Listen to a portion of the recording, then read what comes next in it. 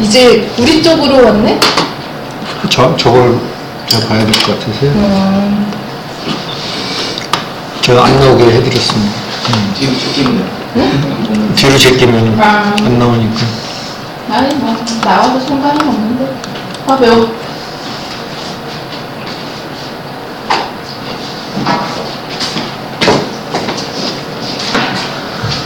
올 것 같아. 해주시고 한 분이 더 신청했는데 모르겠어요. 따로 연락이 없어가지고 그래서 그냥 시작을 하겠습니다. 지난주 한 주시고 지지난주까지 이제 법인세 그러면 또 이제 오늘부터는 소득세 저도 좀 해보게 소득세가 관련이 되시나요? 법인을 갖고 계시니까. 언제나 했죠, 뭐. 우리 선생님은 어떠세요? 소득세? 소득세 내는 게 없죠. 없어요? 있나요? 잘 모르겠어요. 소득이 있을 텐데. 소득이 아, 있는 그럼 거죠? 그거 이렇게 환급하는 연말연산? 거예요? 네. 네, 그럼 또 소득세죠. 죄송해요. 세금을 안 낼 리가 없겠죠. 네. 수입이 많으실 텐데. 수입이 별로 없어요, 요즘에. 수입이 없으면 뭐 안 내실 수도 있고. 아무튼 신고는 했어요. 신고는 하셨어요? 그러면 뭔가 환급을 받으셨거나 뭐 그랬겠네. 네, 네. 그리고 선생님도 환급을 받거나 뭐 신고 안 했어요? 지금 그대로 놔뒀더니 또 많이 밀렸어요. 큰일이에요, 또. 네. 그러니까 오늘 그 소득세 부분 처음 시작하면서 앞에 잠깐 뭐 구조나 이런 것만 좀 이제 터치를 하려고 합니다. 소득세를 표현하는 게 4가지 정도가 있더라고요, 특성이. 일단 부담 능력에 따른 과세. 소득세나 법인세나 사실은 뭐 비슷하죠. 버는 만큼 더 내는, 물론 이제 세율이 조금 다르긴 하지만. 근데 이제 소득세는 5단계고, 우리 법인세는 한 3단계? 이 정도밖에 안 되고, 세율도 이제 차이가 나니까, 소득세가 조금 더 그런 부담 능력 측면에서는 상당히 이제 좀, 이 차이를 좀 많이 한 거죠. 그러니까 부담 능력이 많은 사람은 정말 많이 내고, 근데 이런 좀 특성이 있습니다. 그렇다고 뭐 버는 거 다 가져가겠다는 건 아니고, 그런데도 다 가져가는 것처럼 느껴지죠. 그게 이제 첫 번째 특징이고요. 두 번째는 그 직접세라는 단어가 있거든요. 네. 직접세가 있으면 간접세가 있겠죠. 그래서 직접세를 따질 때 여기 납세자하고 담세자라고 해요. 납세자는 실제 세금을 납부하는 사람이고, 담세자는 그 세금을 부담하는 사람. 좀 다를 수 있나요? 보통 다 그렇지 않나요? 다르다고요? 아니, 같잖아요. 같다고? 대표적으로 다른 게 부가가치세가 다릅니다. 부가가치세, 납세는 우리가 사업자가 하지만은 담세는 최종 소비자가 하거든요. 그러니까 납세자하고 담세자가 다른 거가 약간 좀 역진적이라고 해요. 공정과세나 이런 측면에서. 그러니까 사실은 이제 중간 단계는 그냥 납부만 해주고 최종적으로 부담하는데 그거는 이제 부담 능력하고는 상관이 없으니까. 그래서 이제 여기서 납세자하고 담세자가 동일한 직접세하고 부담 능력하고 조금 비슷한 부분이 좀 있는 것 같아요. 자, 세 번째가 중요해요. 네 번째도 누진세율은 부담 능력하고 좀 비슷하고 5단계 이제 누진세가 있다는 건데, 세 번째 부분이 열거주의 과세 방식이라고 되어 있습니다. 첫 번째가 이제 그 소득 원천설, 두 번째가 순자산 증가설. 이 두 가지 중에서 특별히 이제 위에 거가 이제 소득세랑 관련되고 밑에 순자산 증가설은 이제 법인세랑 관련된 개념입니다. 보시면은 소득의 원천에 대해서 과세를 하겠다는 거고요. 순자산 증가는 순자산이 증가한 만큼에 대해서 과세를 하겠다. 그게 그건 것 같은데 조금 다른 게 요거를 좀 다른 말로 표현하면 열거를 하고요. 요거는 포괄주의라고 해서 뭐 종류하고 상관없이 그냥 다 하는 거고, 소득 원천에서는 열거주의다 보니까 열거가 된 것만 과세를 하겠다는 거죠. 그래서 그 열거한 거에 대해서 총 수익 금액이 얼마고 거기에 대한 필요 경비가 얼마에서 빼면은 그게 이제 소득 금액이 되는 그 상황이고, 순자산 증가서는 이제 회계적인 걸 보면은 그 자산을 비교하는 거예요. 내 총 지금 갖고 있는 자산, 그 다음에 1월 1일 자산, 그 비교해서 그게 증가한 만큼 벌지 않았느냐 이런 얘기죠. 그래서 이건 포괄주의라고 하는 이유가, 물론 이제 그 회계 처리가 안 되고 장부에 기장을 안 했다 그러면 안 나타나겠지만, 대부분이 보면 뭔가 만약에 이제 개인도 자기 삶을 이제 뭐 약간 차변대변해서 기록을 한다 그러면은 내 세금이 좀 많아지겠죠. 이거는 열거주의니까 뭐 이를테면 이거는 내야 된다 하고 열거한 것만 이제 그 과세를 하는 거거든요. 자, 그런데 또 하나가 뭐냐면 이자소득, 배당소득은 이것과 비슷한 유형의 소득. 그러니까 뭐 이자소득의 어떤 특징, 배당소득의 특징, 그것과 유사한 소득이라면은 조문으로 나열하지 않아도 과세할 수가 있다는 약간 이 유형에 따라서 포괄주의를 적용하는 이런 방식으로 하고 있어요. 그래서 기본이 열거주의고 이자 배당은 유형별 포괄주의다. 그러니까 전체를 보면 열거주의고 부분적으로 보면 포괄주의도 있다. 그게 이제 우리 소득세의 특징입니다. 자, 납세 의무자는 개인이겠죠, 그렇죠? 그 개인을 비거주자, 거주자 이렇게 따지고, 우리 법인세에서는 이 거주자 대신에 무슨 표현을 썼죠? 국내에 본점이 있는 걸 뭐라 그러죠? 내국법인이라고. 그리고 외국에 있는 걸 외국법인이라고. 별거 아닌데, 그렇죠? 한국법인도 아니고 내국법인이고. 그거랑 동일하다고 보시면 돼요. 거주자는 국내에서 벌건 외국에서 벌건 다 과세를 하는 거고요. 비거주자는 국내에서 번 것만 과세를 한다는. 그래서 여기 무제한 납세 의무자, 제한 납세 의무자 이런 표현을 쓰기도 합니다. 저거 관련해가지고 전에 일본의 권혁인가 선박으로 돈 많이 세금 문제 생겼던 분 있잖아요. 일본에서 선박으로 돈 많이 벌어가지고. 예. 근데 한국에다 세금을 안 내려고. 예. 한국에 거주 기간이 있더라고요. 예. 비거주자로 이렇게 치는. 그렇죠. 예. 그 기준이 어떻게 되나요? 그게 한 180일 정도 같아요. 180일이요? 예. 6개월. 결국 6개월만 넘지 않게 한국에 체류하고 계속 일본을 왔다 갔다 하면은 예. 한국에 세금 안 내도 되는 거예요? 그게 개월수로 따지는 거는 이제 좀 이렇게 정하기 위해서 하는 거고, 약간 이제 고정사업장이라는 개념이 있어서, 그러니까 여기 이제 그 주소가 있고 거소가 있잖아요. 근데 이제 주소라는 건 사실 이제 우리 사람이라는 게 뭐 여기저기 옮겨다니진 않잖아요. 사는 것이 일정하잖아요. 그 이제 약간 생활의 근거가 되는 걸 이제 주소라고 하고, 거소는 이제 때로는 뭐 출장도 가고 뭐 장기 파견도 가고 이럴 수 있잖아요. 그런 개념이거든요. 근데 그런 개념으로 봤을 때 주소가 이제 만약에 국내에 있다 그러면 이제 그 거주자를 보는 거거든요. 근데 그게 이제 보통 이 조세조약상에서 180일 정도 돼요. 그 주소가 계속 거기 머무른 그 장소에 있는 기간이 180일 정도다. 근데 예를 들어서 뭐 하여간 저쪽에 본사는 있고 본사도 다 외국에 있고, 근데 이를테면 출장 와서 여기서 오래 머물렀어. 그냥 저기 가족들만 여기 있고. 뭐 그럴 수 있겠죠. 근데 그러면 가족이 있으면은 본거지가 어디냐 이렇게 물으면 어떻게 얘기할 거예요? 모르겠어요. 그거 재판해가지고, 근데 나중에 그건 이겼다는 소리도 있고, 좀 결론은 모르겠어요.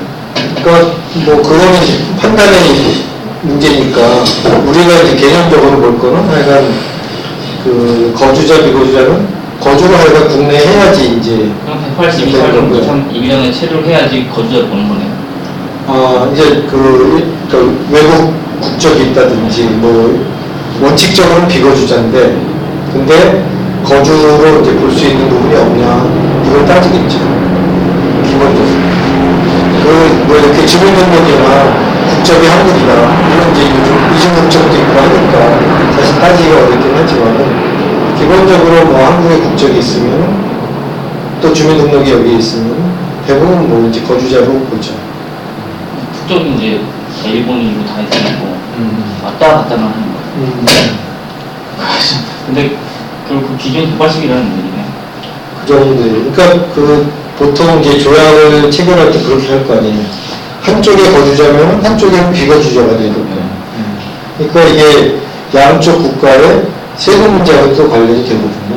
그러니까 이게 쉽지는 않죠. 그 사람은 일본에서 안 했으니까 한국에 안 내겠다 이러는 거고.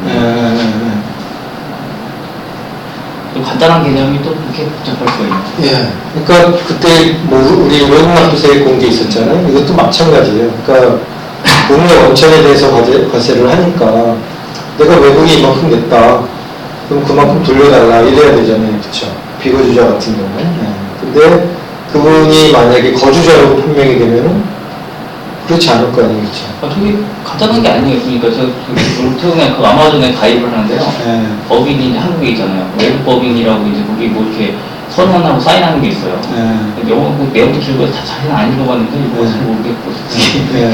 근데 거기서 그거 되게 중요하게 따지더라고요. 자기네 나라의 세금을 어떻게 내는? 근데 세금을 외국 법인 인정하면 자기네 나라한테 세금을 안 내잖아요. 근데 또 그 한국이랑 미국은 또 세금 협정이 또 체결되어 있잖아요. 그게 조세죠. 거기까지 또 모르겠어요. 이게 어떻게 되는 건지. 그래서 그냥 클릭하고 넘어갔는데. 그냥, 뭐 하여간 판단을 그렇게 하면 될 것 같아요. 그러니까 여기 써 있는 게 이제 정의잖아요. 그러니까 구체적으로 그게 비거주자인지 거주자인지 판단하는 거는 어려워요. 사실관계니까. 그런데 내가 봤을 때 이게 내가 이게 거주자고 또는 사업자 자체가 여기 있고 외국에서 하는 거는 뭐 약간 이게 시적이다. 그러니까 약간 뭐라 그럴까요? 이게 주가 어디냐? 이걸 따지는 거니까 그 주가 내가 이쪽에 있다 이렇게 따지면 이게 좀 정리 부여도 되지. 귀찮아요. 회사는 제가 거기다 사인을 하는 거예요. 나는 한국에 있는 기업이다. 사인을 했으니까 이제 내가 인정했으니까 그냥 되는 거잖아요. 근데 판매는 미국 아마존에서 미국 시장에다 팔겠다는 거거든요. 그러면 사실 어떻게 보면 그쪽 입장에서 세금을 자기네한테 영업은 거기서 하니까 본인한테 내야 된다고 할 수도 있을 것 같은데 지금 거기다 내잖아요. 거기서 내는 거예요? 근데 거기 여기 여기잖아요. 국내 원천세금. 그러니까 외국의 원천세금은 거기다 내는 거예요. 그쪽에서 버는 거는. 네. 그럼 조세 협정된 거는 내용이 뭐예요? 조세 협정이라는 게 보통 일반적으로는 하소가 된다는 건가요? 이거잖아요. 지금 이제 우리 그 사장님이 이쪽에 이제 있는데 이를테면 거주자야. 그러면 이제 외국에 있는 것도 내야 되잖아요. 그쵸? 저 모든 소득에 대해서 내는 거니까. 그런데 저쪽에서는 저 비거주자야. 그러니까 거기에서 벌어지는 소득이 있을 거 아니에요. 그거를 거기다 낼 거 아니에요. 자, 근데 그게 역전이 돼 있다. 예를 들어서 저쪽에 거주자고 이쪽에 오히려 비거주자다. 그럴 때 실제 영업은 어디서 하고요? 영업을 아마 그쪽에서 하니까 그쪽이 거주자로 됐겠죠. 그럴 때 이제 한 사람이 부담해야 되는 세금이 다를 수 있다고 했죠. 조세 제도가 다르니까. 그러니까 이제 어느 나라에서 내가 낼 거를 고민하게 되는 거죠. 중요한 문제죠. 그 조약의 내용이라는 건 결국 한 나라에 내면 다른 나라에서 안 내게 해도 되게 한다 이런 건가요? 그러니까 그게 체결이 돼 있는 데가 있고 안 돼 있는 데도 있고 체결이 돼 있는데도 어느 경우에는 어떻게 되고 이제 이런 거가 협상의 여지인 거죠. 다 틀린 거죠. 아유, 그렇죠.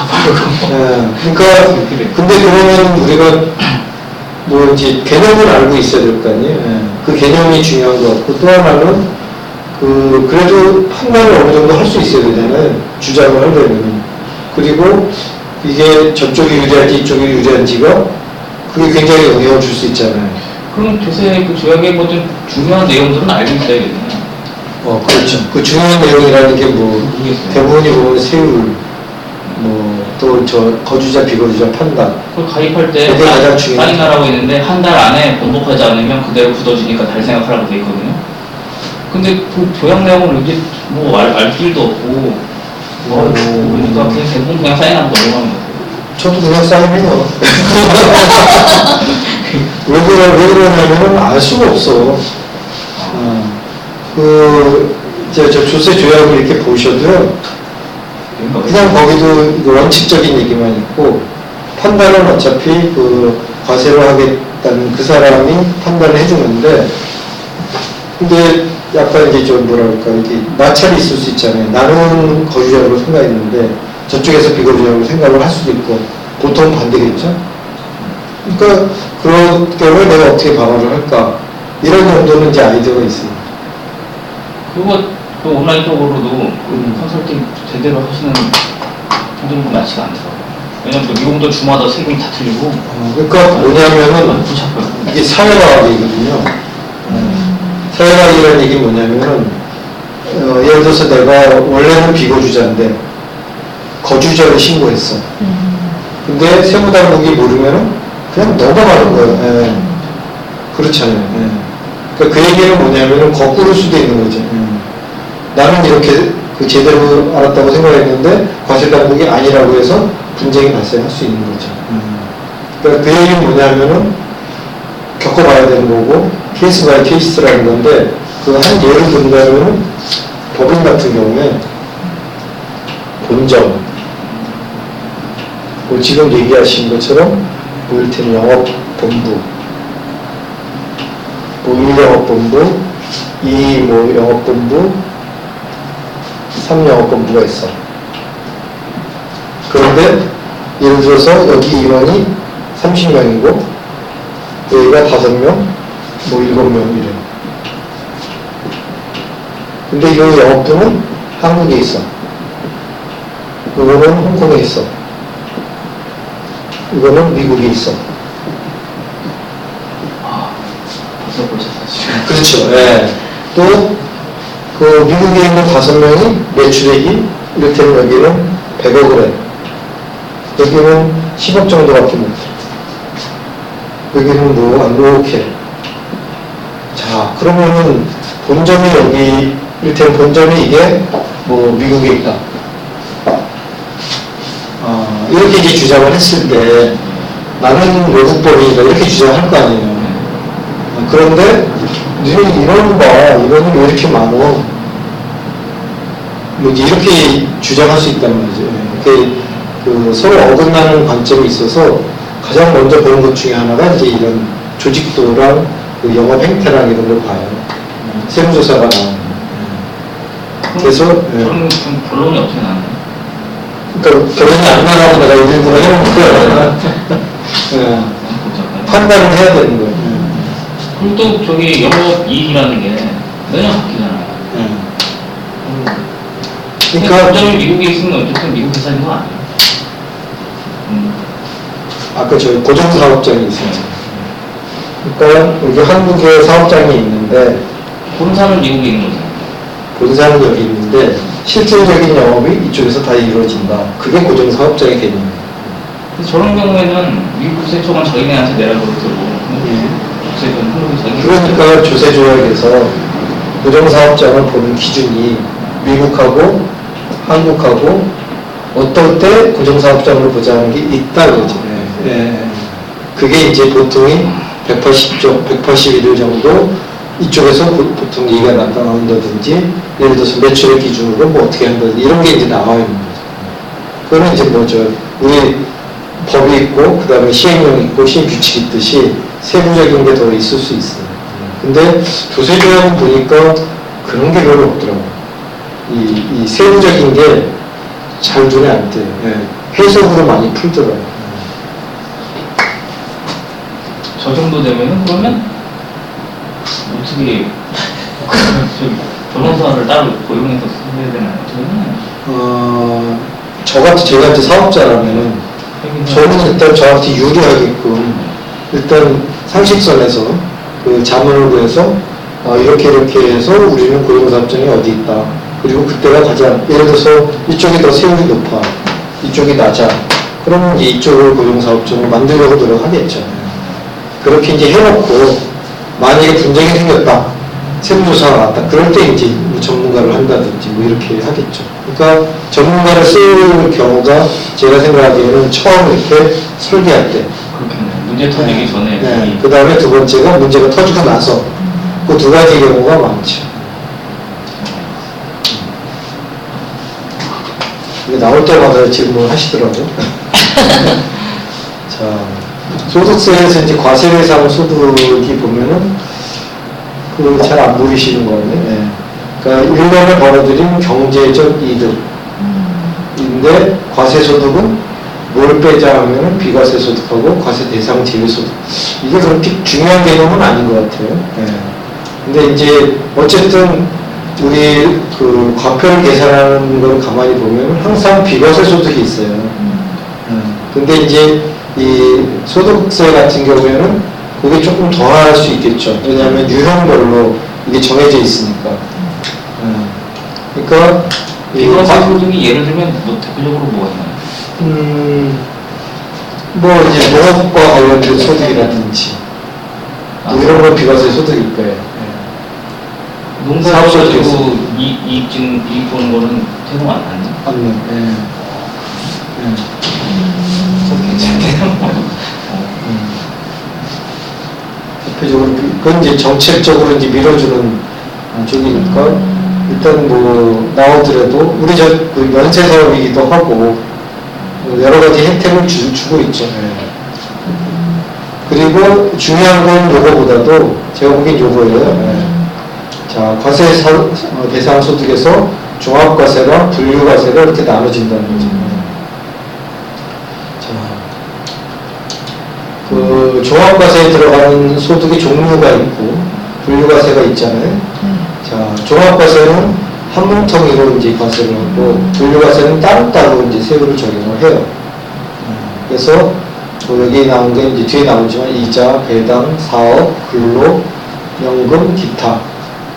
보통 보면은 이거의 가장 큰 특징은 매년 발생하는 상시적으로 발생하는 소득이에요. 퇴직소득은 별로 없죠, 그렇죠? 뭐 평생 한 번에 있는 사람도 있고, 뭐 저같이 몇 번 되는 사람도 있고 다르겠죠. 양도소득도 재산소득이니까 그렇죠. 이것도 뭐 부동산 업자가 아닌다면 뭐 이제 부동산 업자가 하는 건 여기 들어가요, 사업소득에. 근데 일반적으로 뭐 다른 사업을 한다든지 아니면 그냥 일반 개인은 양도소득으로 들어가죠. 그러니까 몇 번 뭐 처분 안 하잖아요, 그렇죠? 그래서 이거는 매년 발생하는 소득이 아니기 때문에 같이 묶어서 하면 뭔가 좀 문제가 있다. 그래서 따로 분류해서 한다 그래서 분류과세예요. 근데 이거는 묶어서 하자는 뜻입니다. 자, 지금 이제 과세 기간을 보면은 법인은 이제 사업연도가 좀 다를 수 있죠. 12월 말이나 이런 게 있는 게 아니라 뭐 3월 말도 있고 6월 말도 있고 보통 이 분기 말에 많이 하거든요. 심지어는 5월 말 법인도 있어요. 제가 그 본 회사가 오라클이라는 회사. 거기가 5월 말일 거예요. 그 회계연도가 항상 6월 1일부터 시작해서 5월 말까지.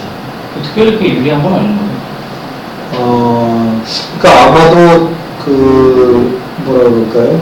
이 여러 나라의 이제 국가가 있다든지 또는 뭐 이제 뭐 하여간 약간 이제 다른 쪽하고 조금 비껴가게 이렇게 하려고 처음 정할 때 그렇게 하죠. 또는 이제 우리나라 시간을 만들어요. 국가마다 좀 다를 수도 있고. 그러니까 예를 들어서 우리나라 대부분의 이제 금융업, 그러니까 저 외국의 이제 그저 뭐 지점이라고 할까요? 은행들 지점은 3월 말 법인이에요, 대부분. 그 증권회사도 3월 말이에요. 그럼 특별한 이유? 금융회사가 거의 그렇게 몰려 있어요. 그러니까 뭐 특별한 이유는 없는 것 같은데 이제 금융당국에서 이제 지도하고 뭐 이럴 때 결국 이제 그쪽에 몰게 이렇게 했겠죠. 그리고 남들은 그렇게 하는데 남은 뭐 이를테면 12월 맞으면은 행정하기가 어려워. 뭐냐면은 항상 보면은 매덕말 기준으로 환산을 해서 제출을 하라고 할 거거든요. 그러니까 보통 이제 업종별로 맞춰가죠. 근데 그 개인은 무조건 다 1월 1일부터 12월 31일이다. 그런데 조금 예외가 사망한 경우, 그 다음에 비거주자가 되는 경우도 있잖아요. 이민을 갔다든지. 그럴 때는 사망한 날, 출국한 날. 자, 그럼 여기서 의문이 드는 게 태어난 날은 어떻게 될까? 태어난 날에는 과세 대상이 되지 않지 않나요? 그렇겠죠. 네. 과세 대상이 거의 없겠죠. 네. 근데 아마 태어난 날이 있더라도 아마 그때도 1월 1일부터 10월 31일로 해도 문제는 없겠죠. 네. 앞에 뭐 거기는 없으니까. 네. 그래서 그냥 일반적인 경우는 다 여기에 포함시키는 걸로 되어 있는 것 같습니다. 자, 납세지도 중요하죠. 항상 보면은 어느 세무서 관할이냐 이런 게 중요하니까요. 미성년자도 돼요? 응? 미성년자도 소득세를 내요? 내죠. 소득이 있으면 내야죠. 그럼 아까 태어난 아이한테 양도소득이 될 수도 있잖아요. 그렇죠. 그럼 내야 되네요. 그렇죠. 아마 주민등록번호나 이런 거는 태어날 때 다 출생신고하면 있을 수 있으니까 왜냐면 그게 없으면 재산 취득을 못 하잖아요. 그러니까 사회 구조가 하여간 뭔가 존재가 일단 사회 인정이 된 다음에 뭐 경제적인 그런 거래를 할 수가 있으니까. 정보들이 뭐 애기들한테 이렇게 이거 신문에 나왔었죠. 근데 태어나지도 않는데 할 수는 없잖아요. 그러니까 태어난 아이한테. 그러니까 그러면 이제 뭐 신문에 분명히 뭐 있을 거예요. 그러면 그 친구가 뭔가 이렇게 과세 대상이 되는 거죠. 소득이 있으면. 그 다음에 거주자는 주소고 없으면 고소다. 고소는 나이가 옮겨다닐 수 있는 뭐 그런 장소니까요. 비거주자는 여기 주된 국내 사업장 소재지. 그러니까 뭐 이것도 어떻게 보면 제가 생각엔 주소라고 생각하면 될 것 같아요. 근데 그게 없으면은 고소겠죠. 예. 그거 똑같이 이제 파악을 하시면 될 것 같고요. 그 다음에 납세지 지정도 가능하다는 거예요. 이 두 중에 특히 이거겠죠. 비거주자. 거주자도 일부 있을 수 있을 것 같아요. 그럼 사업소득이 있는데 소재지를 납세지로 신청한 경우나 아니면 그냥 과세당국에서 판단을 해야 되는 경우도 있을 거 아니에요. 이 사람 어디에 있는 걸 판단하자. 그럴 때 거기가 이제 납세지가 된다는 거예요. 자, 이게 이제 아까 제일 중요하다고 했습니다. 종합과세는 모든 소득을 합산해서 전체 과세 대상 소득을 구하고 여기에 세율을 곱한다. 분류과세는 합산 안 하고 원천에 따른 소득 종류별로 별도로 과세를 한다. 근데 이거 말고 분리과세가 있어요. 자, 분리과세는 종합소득 과세 대상 중이에요. 이 그 소득 내에서 일정한 소득에 대해서는 과세 정책상 또는 과세 기술상 분리해서 과세를 한다. 결국에는 징세를 해야 되잖아요. 거두어 드려야 되잖아요. 근데 거두어 드리는 방식이 대표적으로 신고납세, 그러니까 신고납부를 하게 돼 있는데 신고납부를 보통 본인이 할 거 아니에요. 아까 납세자가. 그런데 그 본인이 아니라 그 소득을 지급하는 사람이 하는 걸 우리가 원천징수라고 그러잖아요. 그러니까 그 원천징수랑 관련된 부분이죠. 그러니까 그 일정한 소득에 대해서는 이러이러할 때는 원천징수 해라 이렇게 이제 규정이 되어 있으니까 그때는 분리해서 과세를 한다 하는 뜻이고요. 자, 분리과세 대상의 특징이 또 이게 중요해요. 소득을 지급하는 자가 소득을 지급할 때 정해진 세금, 이런 세율이 있겠죠, 그렇죠? 네. 그 미리 징수하여 납부함으로써 납세 의무가 종료된다 이렇게 돼 있어요. 자, 이건 이제 일반적인 케이스예요. 그런데 결국에는 뭐냐면은 과세 편의가 좀 있겠죠. 그 정확한 금액을 산출하기까지 너무 오랫동안 기다려야 되면은 그 세금을 징세하는 입장에서는 돈이 안 들어오잖아요. 그렇죠. 그러면 예산 뭐 집행부터니까 문제가 발생하니까 중간중간에도 일단 적은 금액이라도 빨리 회수하는 게 좋잖아요. 뭐 그런 목적이 이제 있을 거고 또 하나는 아니야 이게 좀 이렇게 정산하는 게 특히 필요해.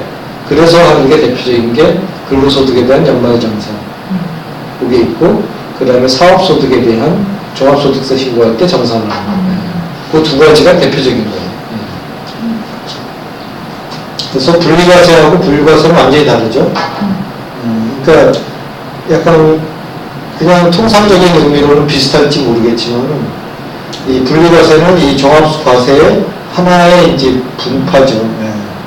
그 과세 징세하는 방법이 조금 다르다 하는 거죠. 이거는 신고납세하는 거고, 분리과세는 먼저 지급하는 자가 원천징수에서 납부하는 거. 그거는 이제 분리과세라고 하는 거죠.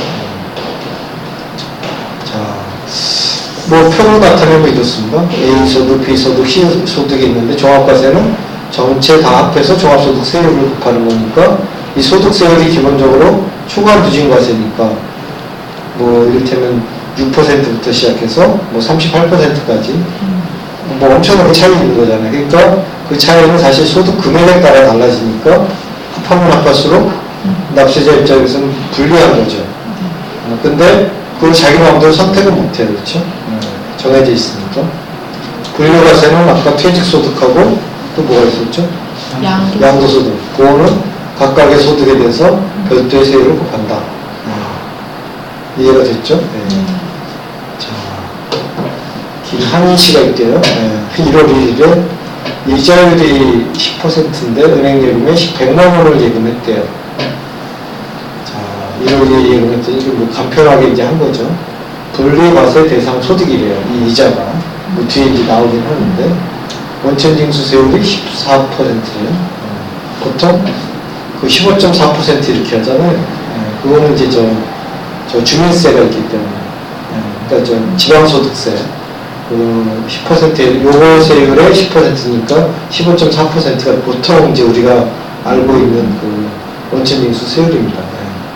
자, 이럴 때 은행에서 김한희 씨의 시이자 소득으로부터 원천징수하는 세금은 얼마이며 김한희 씨의 종합소득에 가산되는 이자 소득은 얼마인가? 자, 이 10%라는 건 1년간이잖아요. 그쵸? 예. 그러면 일단은 이자 소득이 얼마일까요? 10만 원이겠죠. 그쵸? 예. 이 지방세, 소득세분은 아까 제가 15.4% 그겁니다. 예. 그, 종합소득에 가산되는 소득은 얼마인가?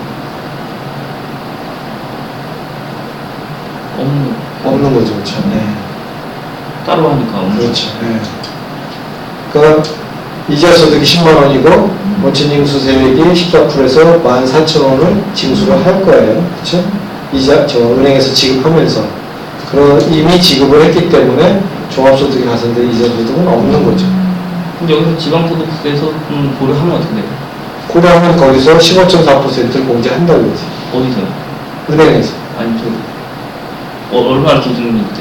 10만 원 기준이에요? 10만 원 내 15.4% 이렇게 하겠지. 그러니까 14%는 저 소득세고 1.4%는 지방소득세라는 거예요. 아, 1.4%요? 예. 그래서 합해서 15.4%. 왜 이렇게 높나 했죠? 값이 높아지니까. 그럴 것 같더라고요. 예. 그러면 분리과세 부분이 중요하다는 걸 아시겠죠? 종합소득으로 들어가면은 이 초과누진과세 대상이 될 수가 있잖아요. 가능성이 지금. 네. 그렇죠? 예. 그러면 여기 14%보다 훨씬 높아질 수 있죠. 예. 계산 구조가 이렇습니다. 종합소득 금액, 퇴직, 양도, 이거 다 분류과세 하니까 이렇게 되겠죠. 그러니까 요것 따로, 그 다음 요것 따로 계산한다고 생각하시면 돼요. 네. 자, 종합소득 금액에서 종합소득 공제 빼면은 과세 표준이 된다. 그러니까 중간에 이 소득 공제가 항상 있다는 거잖아요. 근데 그 소득 공제라는 건 뭐냐면 이거가 총 금액이고 그거에서 정책적으로 공제를 해주는 거. 그거는 이제 우리 사업소득으로 보면 이게 사업소득 전체 금액이고 총수익 금액이고 이거는 필요연비예요. 그러니까 우리 근로소득 공제나 공제가 있잖아요. 소득 공제. 그게 이제 이 세무당국에서 입장에서 보면은 근로소득을 제공하기 위해서 네가 필연적으로 발생하는 경비가 이 정도일 거다 하고 미리 규모에 따라 다를 거 아니에요. 2인 가구, 또 4인 가구, 또 이렇게 다 달라지겠죠. 예. 그거는 이제 공제를 해주겠다는 게 이제 사실 이 소득공제 개념입니다. 퇴직소득도 마찬가지로 소득공제, 양도소득공제가 있어요. 예. 자, 그러니까 어떻게 보면 요거는 그 1월 1일부터 12월 31일까지 한 번 발생하겠죠. 퇴직은 또 양도는 뭐 그 할 때마다 발생하겠죠. 그렇죠? 자, 그러면 각각 구분별로 세율을 곱해서 산출세가 나오고, 뒤는 이제 법인세랑 거의 비슷해요. 공제감면세 빼고 결정세액이 나온 다음에 가산세, 기납부세액을 플러스 마이너스해서 차감납부세액이 나온다. 이렇게 이제 아시면 되겠고요. 자, 여기는 이제 종합소득 금액이 한 편에 다 이렇게 뭉쳐져 있어요. 근데 그거를 이제 분류를 해보면 또 이렇게 된다 그러죠. 아까 제가 이자, 배당, 사업, 근로, 연금, 기타 이렇게 되어 있는데 결국 하나로 합쳐져요. 근데 변수가 어디 있냐면 여기에 있다고 그러죠. 분리가. 자, 한번 보세요. 이자 수익 금액은 필요경비가 없어요.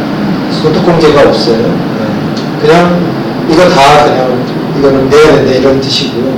배당 소득도 마찬가지예요. 근데 사업 수익 금액은 중간에 필요경비를 인정을 해주죠. 그러니까 뭐 저 증빙에 있다든지 또는 뭐가 있죠?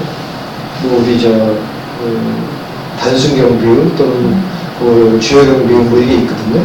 그 경비율 계산해서 필요 경비를 이제 해주는 방법이 있습니다. 자, 근로수익 금액은 근로소득 공제라는 게 있잖아요. 여기 근로소득 공제가 저원만 그냥 되어 있는 게 있고 또 뭐 다른 소득 공제들이 있습니다. 그러니까 그걸 다 합쳐서 이제 소득 공제에 넣어놨고요. 그러니까 결국에는 이 경비에 해당되는 개념이다 이렇게 이해를 해주시면 될 것 같아요.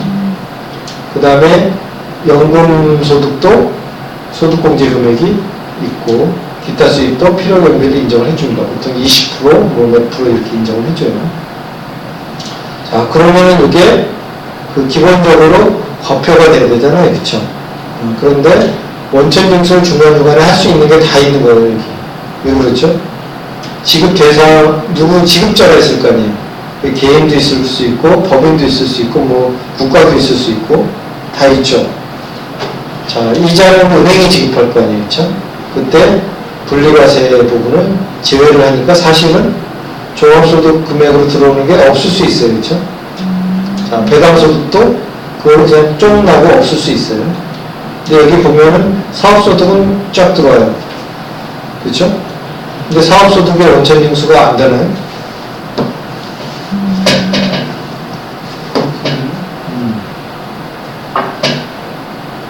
근로노동 말고는 원천징수 안 되는 거 아니에요? 우리 강의 있잖아요, 그렇죠? 강의 하시잖아요. 강의는 무슨 소득이죠? 근데 제가 아까부터 계속 생각이 나요. 네. 강의는 여기 아니면 여기로 들어가요. 예, 사업 아니면 기타인데 예. 본업이 있고 예. 강의를 하면 예. 기타 수익으로 들어가고 예. 강의 자체가 이제 직업이면 예. 사업 수익으로 들어가고 예. 이제 그 세율도 다르잖아요. 예. 세율도 다르죠. 예. 네. 3.3%랑 4.4%. 예. 좀 다르죠. 예. 정확히 이제 알고 계시고요. 근데 이제 그러면은 사업소득에 원천징수가 없냐면 없지는 않아요. 그런데 여기 분리과세 제외라는 게 없잖아요. 네. 이게 잘못 그렸을까? 처음에 저도 그렇게 생각했거든요. 그러니까요. 근데 그거는 아니고, 뭐냐면은 사업소득은 기본적으로 기장을 하고 뭐 이렇게 해서 제출을 해야 돼. 시고납부해야 될 의무가 있거든요.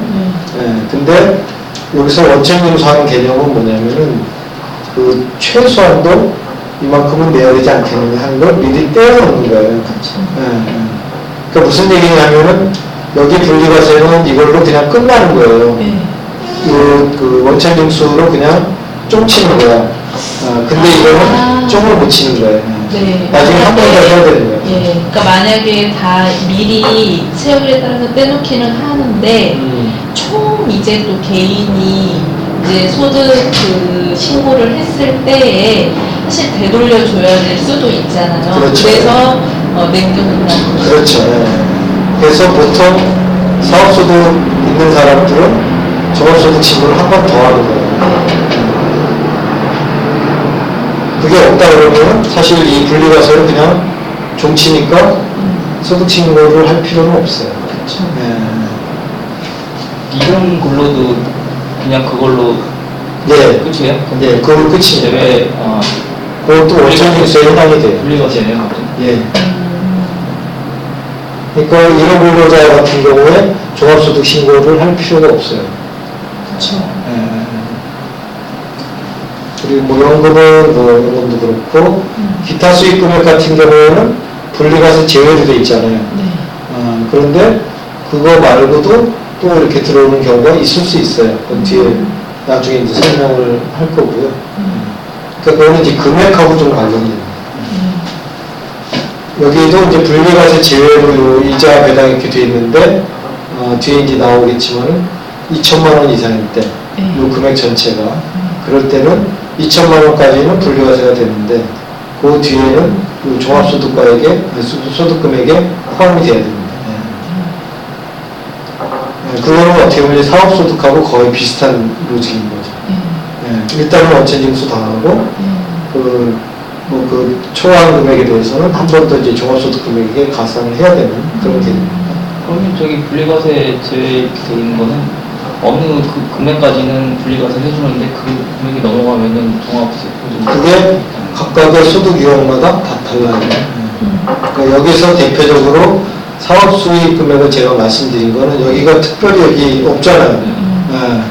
그러니까 그 이유가 그렇다고요. 그래서 제가 설명을 드린 거고 나머지 이자 수익 금액 같은 경우에는 분리과세로 그냥 끝나는 경우도 있다는 거죠. 보통 우리 이자 받잖아요. 적금 들고 그거 종합소득 금액에 가산한 적 없잖아요. 그 얘기는 2천만 원이 안 됐으니까 사실 생각할 필요도 없는 거예요. 근데 다른 거 같은 경우는 그 2천만 원 기준이 없는 거예요. 그럼 이런 걸로도 금액이 클 수가 있잖아요. 예. 그럼 그걸 끝내고 안 해도 되는 거예요? 그럼 그걸 그냥 끝나요. 이 정도로구나. 영상 높은 거 다 이 정도로 처리해버릴 수도 있겠네요. 그럴 수도 있겠네요. 근데 이런 근로가 조건이 있는 거잖아요. 일용 근로요. 일용 근로의 기준이 있죠. 그게 그러니까 이용. 모든 걸 다 일용 한 근로로 달에 할 수가 며칠 없어요. 이상 한다거나 그 정도. 그럼 일용이 안 되는 거예요? 그러면 자격이 안 되는 거죠. 쭉 일하면 일용이 안 되죠. 그 계약직하고 마찬가지겠네요. 그래서 종합소득 금액이 나오고 거기에서 종합소득 공제, 여기에는 인적공제, 연금보험료 공제, 특별공제 이런 게 들어가는데 우리가 이제 계속 얘기가 많았던 게 뭐냐면 여기 종합소득 금액에서 공제를 하면은 과표가 달라지잖아요. 그렇죠? 네. 그럼 과표에 곱하기 세후를 할 거 아니에요, 나중에. 그렇죠? 근데 이제 뭐 연말정산 대략 이 얘기가 나온 게 공제를 여기에 포함시킬 거냐 아니면 요 밑에 아까 뭐죠? 여기에 포함시킬 거냐로 싸운 거예요. 다르죠, 그렇죠?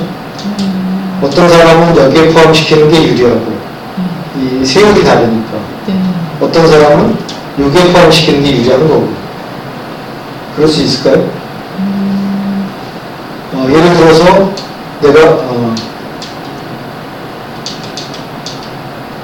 내가 이를테면은 이 과표가 많아지면 어떻게 되죠? 세율이 높아지겠죠. 그러면 여기다가 공제를 받는 게 상대적으로 유리할 수 있죠. 근데 여기에서는 여기다가 하면 세율은 그대로 크게 적용받고 공제되는 게 적을 수도 있죠. 그러니까 약간 이제 보통 생각하기에 내가 소득이 많다 하는 사람들이 불만이 조금 많을 가능성이 있죠. 이쪽에 있다가 이쪽으로 포함시키는 게. 바뀐 거예요? 산출세율이요? 아니요. 저 산출세 밑에 공제감면세율을 할지 위에 이제 소득공제를 할지 이거가 중간에 좀 틀어놨어요. 작년 정부에서. 이거 어떻게 되죠? 그게 이제 각각 별로 틀려요. 그러니까 어떤 거는 어떻게 돼 있고 이제 이게 혼합이 돼 있어요. 어떻게 보면은 저기 그 세율이 바뀌는 그 범위가 있잖아요. 바뀌는 포인트에서 만약에 앞에서 소득공제식으로 받아서 한 칸 내려올 수 있으면 그게 되게 유리한 것 같고, 그 범위 안에서는 그래 만약 같은 범위면은 세율이 같으면은 산출해서 빼는 게 더 유리할 것 같은데. 예, 그렇죠. 그러니까 그게 사람마다 다를 거 아니에요. 그러니까 지금 이제 그 굉장히 저항에 부딪힌 게 뭐냐면은 나는 작년에는 여기에서 뭐 이만큼 냈는데 항상 작년 기준으로 한번 이렇게 환산을 해보잖아요. 왜 이렇게 나는 더 내야 돼? 이제 이런 불만이 생기겠죠. 그래서 지금 정부에서는 하는 게 그럼 적어도 작년보다는 만약에 더 냈으면은 그건 돌려줄게. 이렇게 이제 합의를 봤었죠. 그래? 안 돌려주는데? 근데 그거를 구조적으로 하여간 뭔가 신고를 하고 뭐 이렇게 해놨었어요. 그래요? 근데 이거 그냥 생각이 난 건데요. 아까 일용근로는 아무리 금액이 높아도 세금이 뭐 할증이 안 되잖아요. 그럼 고액임금 받는 사람이 스스로 나 일용근로식으로 계약해서 정부에 낼 세금 나한테 달라고 이런 식으로 할 수도 있겠네요. 이론적으로는 가능하죠. 이론적으로는 가능한데 그러면은 그 이런 부분에 대해서 뭐냐면 뭔가 어딘가는 근거가 남을 거 아니에요. 그런데 예를 들어서 그게 그 어떻게 보면 부정 목적이 있다. 그렇죠. 그러면은 이제 나중에 훨씬 더 많은 이제 가산세가 붙겠죠. 그 위험이 있고요. 그럼 일을 예를 들면 한 달 중에 뭐 한 반 이하로 일을 해야 된다 그러면 실제로는 반 이상 일해놓고 반 이하로 그럼 뭔가 이렇게 증거가 남아있을 거 아니에요? 그렇걸요. 그럼요. 그냥 눈 뜨고 있지는 않겠지. 제가 지금 정확하게는 잘 모르겠는데 일용 근로에 해당되는 직무들이 있을 거예요. 그러니까 예를 들면 변호사는 변호사도 띄엄띄엄 일할 수 있잖아요. 근데 그렇다고 해서 일용 근로는 아마 해당이 안 될 거예요. 그러니까 그러니까 이제 이렇죠. 뭐냐면은 근로하고 사업은 다른 거잖아요. 그렇죠. 그러니까 내가 독립적으로 하면은 무조건 사업소득이에요. 근데 고용관계가 일단 있어야겠죠. 그 부분 자체가. 그러니까 예를 들어서 법인이 있고 그 다음에 내가 거기에 그 고용계약을 이제 들어가는데 지금 얘기하신 대로 이제 대표자 경우에 그 선택을 이쪽은 없는 거죠. 그렇죠. 그냥 법인의 법인소득세를 내니까. 단지 이제 이쪽인데 이쪽에서 그냥 상시 근로자냐 아니면 일용 근로자냐 요거를 내가 선택할 수 있느냐 그 얘기잖아요. 그렇게 계약을 하면 어떤가 하는 거죠. 그러니까 그렇게 계약을 할 수 있는데 거기에 분명히 해석의 여지가 분명히 있을 거다. 해석의 여지라는 거는 실적은 일용이 아닌데 일용을 했어. 업무의 억대가 넘어가면 세금이 많잖아요. 그러니까 차라리 그 일용으로 바꿔주는 방법이 있으면 세금에서 상당히 유리할 수 있겠네요. 직무가 있을 거예요. 그러니까 저게 그 일용 부분에서 뭐 저 이를테면 그 뭐죠 우리 4대 보험도 이제 관련이 되고요. 저쪽에. 그리고 저거 할 때마다 뭔가 그 뭐 슈퍼바이저나 이게 뭐 사인을 또 해야 되고 뭐 이제 그런 그 이게 정치가 있어요. 그리고 저게 이제 분기별로 또 신고를 해야 돼요. 이런 걸로 그 원천징수한 부분에 대해서 또 신고를 하고 그러면 이제 과세당국에서 분석을 하겠지. 이런 게 뭐 이렇게 비싸? 이제 이렇게 그 소득금액이 커. 그러면은 뭔가. 적으로 계속 또 이게 나고. 그럼요. 그러니까 그거는 제가 생각에 상식을 벗어난다 그러면은 그러니까 똑같은 금액인데 어느 정도는 이게 이렇게 어필을 할 수 있을 거다. 그 정도 선이라면 제가 보기에는 뭐 아까 직무 얘기를 하시긴 했는데 그런 제한도 뒀겠죠. 왜냐하면 그거를 생각 안 할 수는 없잖아요. 과세당국 입장에서. 빠져나가는 돈이니까. 그러니까 이게 딱 들으니까 그럴 수도 있겠네 생각이 들었어요. 네. 그래서 뭐 그런 부분이고요. 자, 이자 소득에 해당되지 않는 거.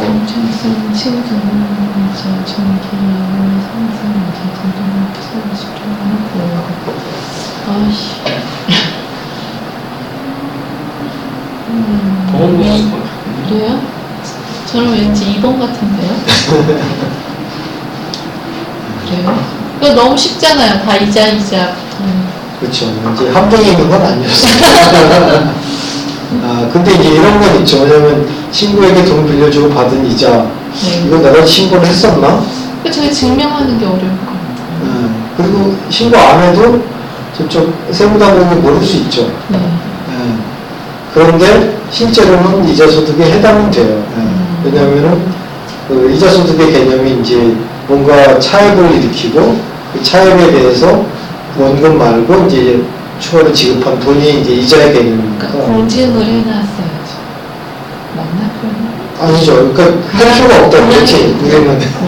왜냐하면 저게 저 포함이 되는 순간에 소득세가 올라간 거잖아요. 그러니까요. 세금을 저쪽 뭐 그러니까 이자를 받았으니까 저쪽에서는 지급하면서 원천징수를 하든지 아니면 뭔가 신고를 해야 되잖아요. 네. 예. 그런데 그거를 안 해도 위험이 있을까? 저 누가 찾아보겠어요, 그죠?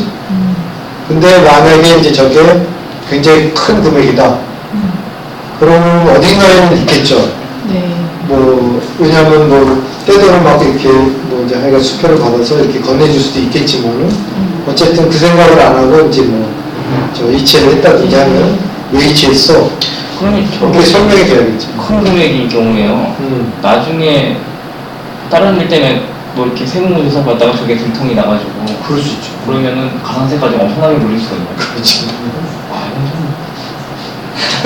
함정을 파는 것 같은. 함정? 함정은 아니죠. 왜냐하면 이게 아까 저그 유형별로 법을 몰라서 몰랐다. 이기면 안 되죠. 난 저게 그걸 내야 되는 건지 몰랐다 갖고. 그건 그건 안 돼요. 얘기가 안 되죠. 왜냐면 네. 소득을 얻은 거잖아. 그럼 신고를 했어요. 그러니까 저 아까 이자소득은 약간 유형별 뭐 포괄주에 있잖아요. 그러니까 거기 유형에 해당이 되면 다 이제 내라는 거니까. 근데 친구한테 돈 빌려주고 이자 받는 거에 세금 내는 걸 생각하는 사람이 모르는 사람 많을 거예요. 그러니까 일반적으로는 안 하신다고 했잖아요. 안 하죠. 네. 굳이 저렇게 뭐 해놓고 할 이유가 없는 거지. 네. 그리고 확인하기도 되게 어려운 거 아니에요. 뭐냐면은 저 채용증서가 있어야 되고 그러니까요. 뭐 이게 있어야 공증이 되잖아요. 됐을 때만. 엄격하게 하면 다 걸리는 거네요. 진짜. 그렇죠. 그 소득세는 그런 맹점이 좀 있어요. 뭐냐면은 그 아까 이제 뭐죠 이제 일용직 얘기도 했는데 그거는 겉으로 드러날 수밖에 없는 거잖아요. 왜냐하면 신고를 하게 돼 있고 돈을 지급을 해야 되고 명목이 있잖아요. 근데 그 정도로 하면 일용직도 만약에 그 거의 여행 가는데 일용직으로 해서 그렇게 하면은요 사실 밖에서 알기 어려워요. 어렵죠. 그러니까 지금 우리 보통 하는 게 현금으로 달라고 하는 친구가 있잖아요. 이제 안 되지 않아요? 안 되는 게 왜 그러냐면 쌍방이 있기 때문에 그래요. 그러니까 뭐냐면은 지급하는 사람이 있잖아요. 근데 지급하는 사람이 원천징수를 안 했어. 그러면 이제 의무에 대한 불이행 가산세가 있거든요. 그러니까 그 이쪽에서 뭐 이를테면 적게 준다고 또는 이제 뭐 하여간 그 세금을 아껴준다고 이렇게 했을 때 그 위험을 감수를 해야 되는 거예요. 아니 그것도 있지만 통장으로 줘도요. 다른 그날만 일했어 이러면 다른 날 일했는지 안 했는지를 어떻게 확인할 거예요? 알기 어렵죠. 그거는 그러니까 확인을 못한다고 생각하는 게 제가 보기에는 이제 이 세무당국의 정보력을 과소평가하는 거죠. 왜냐하면은 어딘가에 거래를 했을 거 아니에요. 거래? 네. 아니 저 수입을 얻은 사람이나 아니면 이 사람이 이제 그 고용관계에 있는 이 사람이 뭔가 이제 일을 했다는 흔적이 있을 거라고. 그러니까 그런 게 되게 드러나는 일도 있지만 안 드러나는 일도 많아요. 많죠. 뭐 그처럼 뭐 이제 예를 들어서 너 부가세 다 내나요? 그렇죠. 현금으로 거래할 때는 안 내잖아요. 똑같은 거예요. 그러니까 세금은 항상 이제 이 징사하는 입장에서는 다 끄집어내려고 그러고 자꾸 노출시키려고 그러고 누군가를 잘 이용해서 안 내는 사람이 있다는 얘기죠. 그러니까 그거를 이게 점점 가면 갈수록 항상 이게 이 세금은 이제 원천징수가 가장 대표적인데 이 쌍방이 되게끔 엮어놔요 항상. 그러니까 그 지급하는 쪽에서 의무를 지어서 너 안 내면은 너 왜냐면은 소수일 거 아니에요. 지급하는 쪽이 받는 사람보다. 그 소수를 먼저 관리를 하는 거죠. 이건 좀 딴 얘기지만 아까 식사를 하고서 현금을 냈는데 나중에 저기 사업자에 현금 영수증 카드를 줬어요. 말을 안 했더니 그냥 일반으로 처리를 한 거예요. 아, 이거 사업자라고 이렇게 다시 처리하면 좀 짜증을 내는 거예요. 일반으로 처리해도 2번 처리가 됐다는 거예요. 그렇지. 근데 그거는, 저는 그게, 그 뭐죠? 카드 한 장만 냈으니까 안 되는 줄 알았는데, 그것도 처리가 되는 모양이에요. 되죠. 그러니까 저거랑 똑같아요. 왜냐면은, 가장 현명한 것 중에 하나가 저거거든요. 이 매출전표 끊잖아요. 근데, 세금명서 발행을 또 해달라고 그러거든. 그러면 2번 하면 안 되거든요. 네. 한 번만 해야 되거든요. 똑같은 거죠. 근데 실수로 2번 하면 그게 그 사람도 불이익인가요? 그거는, 다르다고 인식하죠. 세무당국에서. 세무당국에서. 그러니까 손해인 거죠. 발행하는 쪽이. 현금영수증은 특히 더 그런 거예요. 현금영수증도 그렇겠죠. 현금 받다 증거가 되니까. 예. 그럼 실수로 2번 끊어버리면은 자기가 한 번 받았는데 세금 2번 그것을 2번 내는 거. 그거는 번복할 필요도 없는 거예요. 그럼 취소해야죠. 근데 취소를 안 받았다고 혹시? 예. 아, 또 다 취소 기능이 있잖아요. 취소했다고 취소해야 그걸 돼. 몰라가지고 2번 낼 것보다 그러니까 보통 보면 이제. 보통 현금 내고 그냥 안 가져가는 거. 그렇죠. 그러니까 그걸 취소하거나 뭐 이런 요구를 안 하니까. 근데 결국에는 뭐 짜증을 낼 거는 아니고. 영수증을 안 취소하는 받으면 거죠. 그만큼 자기가 세금을 안 내도 되는 거죠. 그렇죠. 신고를 안 하면. 근데 뭔가 이렇게 발행을 해줬다면 네. 똑같은 거죠. 이게 사업자나 뭐 이거는 뭐 동일한 거죠. 근데 사업자는 권리 확률이 조금 더 큰 거죠. 왜냐면 이쪽도 신고하고 이쪽도 신고하니까. 근데 소비자는 별로 안 하죠. 그건 별로 관심 없잖아요. 보험금은 뭐 아니다. 보험금은 뭐 이제 이자는 아닌 거죠. 네. 자, 뭐 수입 시기는 이제 그럼 과연 언제 이걸 계산을 해야 되냐? 소득이 언제 발생하면 이거잖아요. 그러니까 올해 발생한 건지 내년에 발생한 건지 뭐 이런 거를 정할 때 기본적으로 다 똑같습니다. 뭐냐면 이 세법에서는 가장 중요한 원칙 중에 하나가 권리의무 확정주의. 그러니까 권리의무 확정을 가장 객관적으로 볼 수 있는 때가 실제 지급이 일어날 때, 그리고 계약에 그렇게 했을 때, 그게 다 이거예요. 지급받은 날, 약정한 지급일, 실제 지급이자일, 특약이 있을 때는 원본 전입일, 원본을 이렇게 가상할 수가 있잖아요. 또 해약일, 계약일, 또 중도 해지일, 그 다음에 약정에 의한 지급일. 이렇게 결국 약정 아니면 실제 지급한 날. 2개 중에는 실제 지급이 먼저죠. 계약이라고 실제 지급이라고. 여기를 보면은 그렇지는 않을 것 같아요. 기명채권 같은 경우에는 뭔가 이제 이름이 있는 거잖아요. 그렇죠? 누구한테 대한 채권이다. 그런 게 있을 때는 그 약정이 분명히 채권에 들어가 있으니까 그 약정에 대한 이자 지급을 보겠다. 그러니까 미리 지급했다 그러면 그때를 인정하는 게 아니라 이걸로 인정하겠다는 거니까 다르죠. 그러니까 약정이 우선한다고 보면 될 것 같습니다.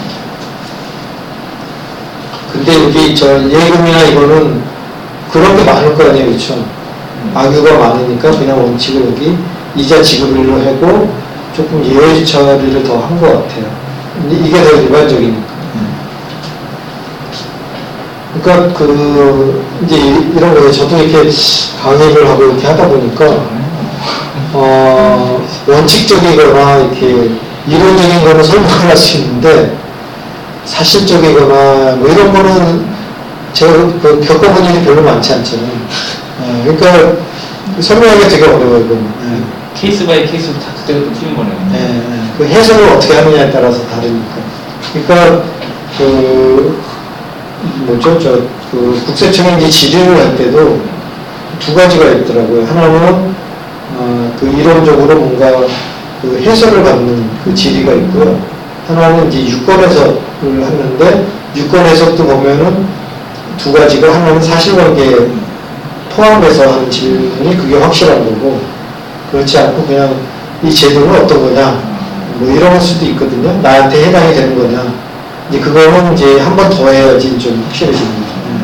근데 유권 해석을 그렇게 사실관계를 정확하게 해주는 경우는 별로 없어요. 책임팔 그때는 어떻게 얘기를 하냐면 일단 신고해보세요. 이게 판단하기 우리 어려우니까 실제 상황이 발생하면은 그걸 어떻게든 결론을 내야 되잖아요. 그럴 때는 이제 하는데 그 전까지는 웬만큼 이렇게 구체적으로 얘기 안 하면은 왜냐면 그 세금을 내는 쪽에서는 적게 내거나 나중에 내려고 하잖아요. 그러니까 거기에 유리한 증거만 갖다서 이제 이게 질의를 하거든요. 그거를 알고 있으니까 모르겠다 이렇게 회신을 할 수도 있거든요. 머리 같은 거요? 배당소득은 이자하고 좀 다르죠. 이거는 이제 투자하는 거에 대한 이제 배당, 이익의 개념 부분이고요. 이거 제가 써놓질 않았네. 하여간 이제 약정일 것 같아요. 똑같이. 그리고 이익을 지급받는 또는 원본 전입. 거의 이제 동일합니다. 뭐 집합투자기구라는 거는 뭐 이제 있죠. 그렇죠? 뭐 하여간 무슨 펀드라든지 뭐 이런 거겠죠. 네. 자, 요게 이제 제가 처음에 설명했던 금융소득 2천만원 이하의 경우는 분리과세고 2천만원 추가할 때는 초과금에 대해서는 종합과세를 한다. 금융소득은 이자소득하고 배당소득을 합한 개념이다.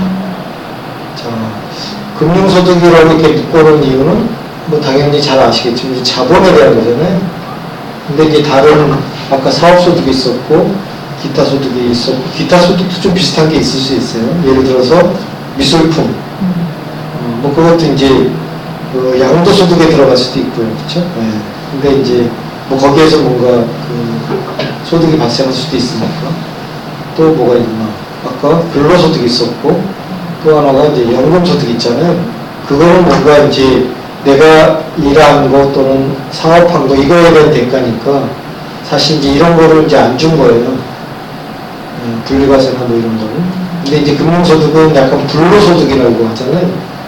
그러니까 자본에 대한 거니까 공평하지 않다 해서 이제 이게 아마 얘기를 함에 따라서 자꾸 내려갈 여지가 있겠죠. 금융소득 2천만 원이면 굉장히 큰 거 아니겠어요? 1,000만 원에 10만 원이니까.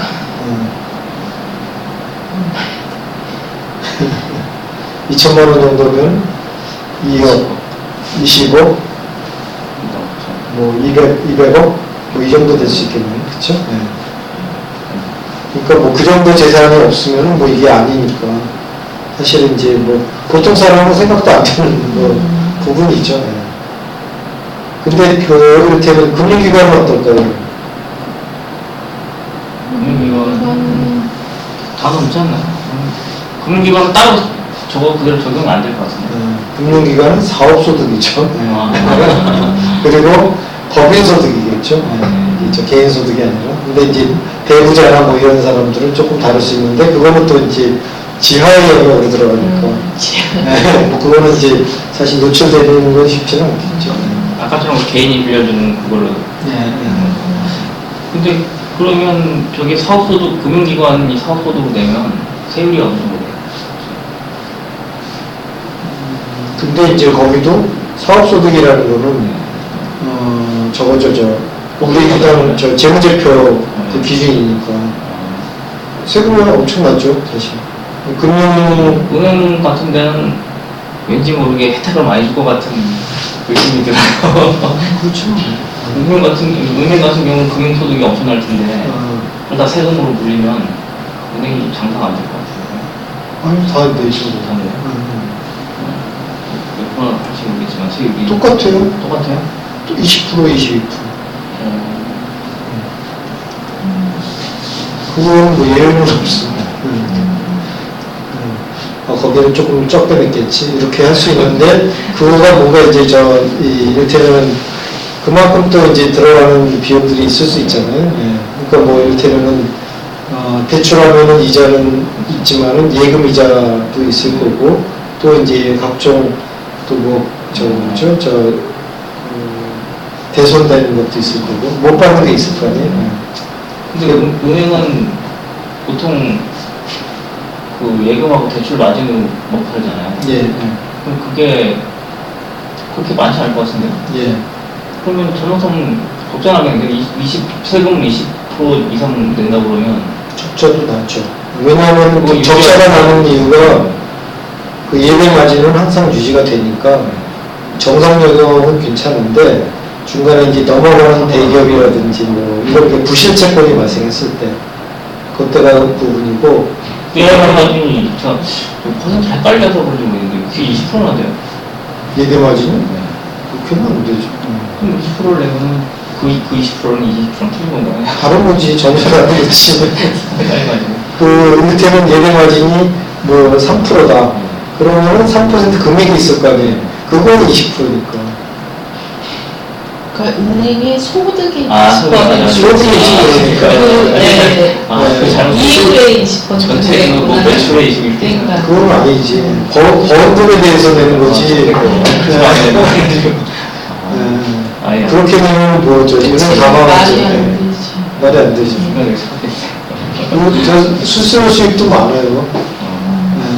아, 그건 맞겠다. 수익이 그러니까 꼭 뭐 저 예배 마진만 보고서 하는 건 아니었어. 자, 오늘 여기까지. 짧네. 너무 적은 거? 네. 고맙습니다. 혹시 뭐 질문이나 아이고.